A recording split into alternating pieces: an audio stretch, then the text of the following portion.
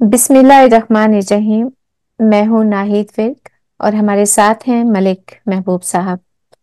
आपका ताल्लुक अमेरिका की स्टेट जॉर्जिया से है और आप एक नामवर एस्ट्रोलॉजर हैं। आपके साथ हमने पहले एक वीलॉग किया है और आपकी इतनी दिलचस्प गुफ्तगू थी कि लोगों ने बहुत से दोस्तों ने, व्यूअर्स ने मजीद आपके साथ वीलॉग्स करने का मशवरा दिया, तो उनकी उसकी तामील में हम आज मलिक साहब के साथ हैं। हमारे पास आज बहुत दिलचस्प सवालात हैं जिनका जवाब हम मलिक साहब से लेंगे। इसलिए आपसे गुजारिश है कि आप इस व्लॉग को आखिर तक जरूर देखिएगा। अस्सलाम वालेकुम मलिक साहब, कैसे हैं आप? वालेकुम सलाम। मैं ठीक हूँ। आप सुनाएं, अल्लाह का शुक्र। कैसी हैं आज आप? आपको फिर जहमत दी और नहीं नहीं, कुछ हमारे माशाल्लाह। सवालात हैं जो कि पाकिस्तान की सियासत के गिर्द घूम रहे हैं और कुछ एस्ट्रोलॉजी की जनरल नॉलेज के बारे में है। जी तो जी। और कुछ इनमें से वो सवालात हैं जो हमारे व्यूअर्स ने आपसे पूछे हैं। तो हम सबसे पहले एक सियासी सवाल से शुरुआत करते हैं। पाकिस्तान के सियासी मंजरनामे पर नवाज शरीफ एक बहुत बड़ा नाम है। इमरान खान, पूरी दुनिया उन्हें जानती है। जी। तो जो मेरा सवाल है वो ये कि एस्ट्रोलॉजी के हवाले से इमरान खान और नवाज शरीफ की शख्सियत में क्या मुमासलत पाई जाती है? इसी सवाल का अगला हिस्सा ये कि इन दोनों शख्सियात के एस्ट्रोलॉजी चार्ट के लिहाज से किसी भी सिचुएशन से निपटने के लिए इन दोनों की अप्रोच क्या हो सकती है?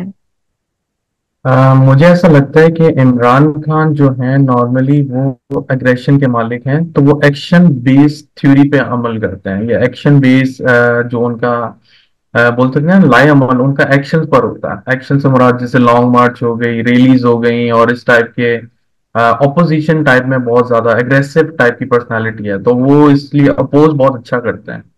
जबकि अगर हम नवाज शरीफ साहब को देखें तो मेरे ख्याल से उनकी सियासत मेंटल तौर पे पॉलिटिक्स में ज्यादा है।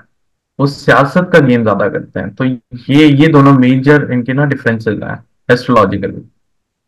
तो अच्छा। जी। तो यही मैं कहूंगा कि एग्रेशन से काम ज्यादा बिगड़ जाते हैं, जबकि पॉलिटिक्स में सियासत का गेम है। इसीलिए आपने देखा होगा कि इनकी सियासत काफी लंबी चलती हुई आ रही है, नवाज शरीफ की। तो हम्म। आई एम नॉट सेइंग कि इमरान खान गलत कर रहे हैं, लेकिन एग्रेशन में पॉलिटिक्स नहीं हो सकती है। तो ये एक जो है ना एग्रेशन का प्रॉब्लम है पॉलिटिक्स में। तो पॉलिटिक्स में आपको सियासी दिमाग चाहिए। आपको हम्म। एग्रेशन वाला दिमाग कुछ कह सकते हैं कुछ जगहों पे जरूरत होती है, लेकिन most of the time politics वाला दिमाग चाहिए आपको। सही। और इसी सवाल का अगला हिस्सा कि किसी भी सिचुएशन से निपटने के लिए इन दोनों हम्म। की अप्रोच में क्या फर्क है, हो इनकी सकता अप्रोच। है?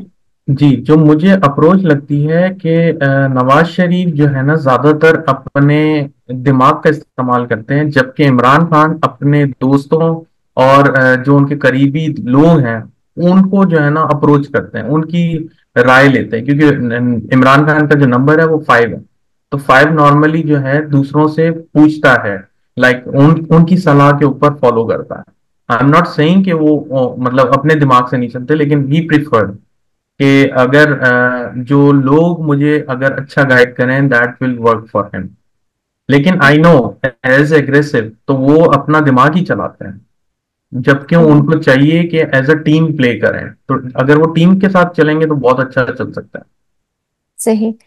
आपके इसी बात से मैं अपना अगला सवाल डिराइव करती हूँ। 8 फरवरी 2024 के इलेक्शन के बाद नवाज शरीफ साहब का पब्लिक में इंटरेक्शन बहुत कम कम रहा है और हम्म। जब भी वो नजर आते हैं उनके चेहरे पे पहले जैसी रौनक नहीं नजर आती है। तो जी जी। सवाल ये है कि एस्ट्रोलॉजी के पॉइंट ऑफ व्यू से क्या उनका कमबैक पहले की आन बान और शेरों जैसी घनगरज के साथ मुमकिन है?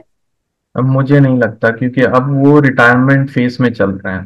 तो आई थिंक वो बैक एंड से ही टीम को फॉलो करेंगे, मतलब उनको इंस्ट्रक्शन देंगे अगर दे सके तो मुझे हम्म। ऐसा नहीं लगता कि उनका भी राइज है इतना।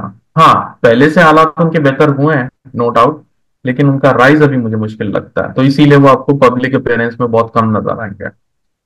ठीक। अच्छा। ये तो थोड़े सियासी सवालात थे। अब एस्ट्रोलॉजी की जनरल नॉलेज के हवाले से कुछ सवालात हैं। हाँ हाँ। इनफैक्ट ये सवाल जो अगला मैं करने जा रही हूँ, हमारे एक व्यूअर ने हमसे पूछा है कि एस्ट्रोलॉजी एक आर्ट है या स्किल है? क्या इसे कोई भी सीखना चाहे तो सीख सकता है? नहीं, मेरे ख्याल से कोई भी चीज एक स्किल है आपके अंदर, और ये स्किल का तयन आपके इंटरेस्ट से पता चल सकता है। अगर आपके अंदर इंटरेस्ट है ना, डेफिनेटली आपकी प्लानिटरी पोजीशन ऐसी होगी आपके चार्ट में कि वो आपको उसकी तरफ आपको खींच रही है। तो मेरे ख्याल से ये स्किल है that you have to learn. अगर आपके अंदर इतना पेशेंस हो, और आपके अंदर वो बोलते हैं ना मोटिवेशन होनी चाहिए, क्योंकि ये बहुत ड्राई सब्जेक्ट है। At hmm. Many faces it's a very dry subject. तो बंदा बोलता है कि मैं कब प्रिडिक्शन करना सीखूंगा, and that's a very lengthy process. So hmm. मैं यही कहना चाहूंगा कि इसके लिए आपको बहुत जो है ना मोटिवेशन की जरूरत है। लेकिन कोई सीखना चाहे तो सीख सकता है। डेफिनेटली, क्योंकि अगर हम्म। वो सीखना चाह रहा है तो इसका मतलब उसके अंदर स्किल है, उसकी प्लानिटरी पोजीशन ऐसी है। सही सही। अच्छा, एक और सवाल है कि जो मैं अक्सर सोचती हूँ कि पामिस्ट्री और एस्ट्रोलॉजी, आल्दो कि मुझे दोनों के बारे में कुछ इल्म नहीं है, लेकिन क्या ये दोनों एक ही चीज के दो नाम हैं या क्या है? ये दोनों डिफरेंट डिफरेंट स्किल हैं। जो पामिस्ट्री होती है वो लाइंस बेस होती है, जो आपके हाथ की लकीरों को कहते हैं। तो हाथ की लकीरें चेंज होती रहती हैं, जबकि प्लैनेट अगर आप एक दफा देख लें तो वो आपको कम से कम 20 से 30 साल का आगे का फ्यूचर बता सकता है। That is the main difference. और लाइंस जो है नॉर्मली 6 महीने साल में बार बार चेंज होती हैं। तो अगर लाइनें चेंज होती हैं तो फिर तो प्रोडिक्शन भी अलग होती होगी, क्योंकि डेफिनेटली, लेकिन मेजर लाइन चेंज नहीं होती। मेजर लाइन चेंज नहीं होती। अच्छा। यंग एज में है तो आप इतना अच्छा प्रेडिक्ट नहीं कर सकते, क्योंकि उसकी लाइंस जो है हर 6 महीने साल में चेंज होंगी। हम्म। लेकिन आफ्टर 25 और 26 के बाद लाइंस बहुत हद तक मेच्योर हो जाती हैं। ठीक ठीक ठीक। जबकि जब कोई बच्चा पैदा होता है, जबकि कोई मतलब बच्चा पैदा होता है, अगर हम उसका एस्ट्रोलॉजिकल चार्ट बनाए ना, तो उसका एस्ट्रोलॉजिकल चार्ट आपको बहुत आगे तक का बता सकता है।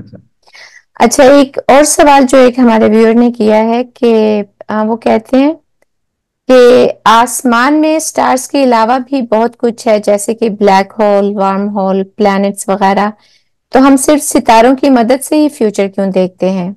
क्या बाकी हाँ, चीजों को भी यूटिलाइज करके हम फ्यूचर प्रेडिक्ट कर सकते हैं? एग्जैक्टली exactly, हम कर सकते हैं। और आपने एक मजेदार बात, बहुत अच्छा सवाल किया इन्होंने।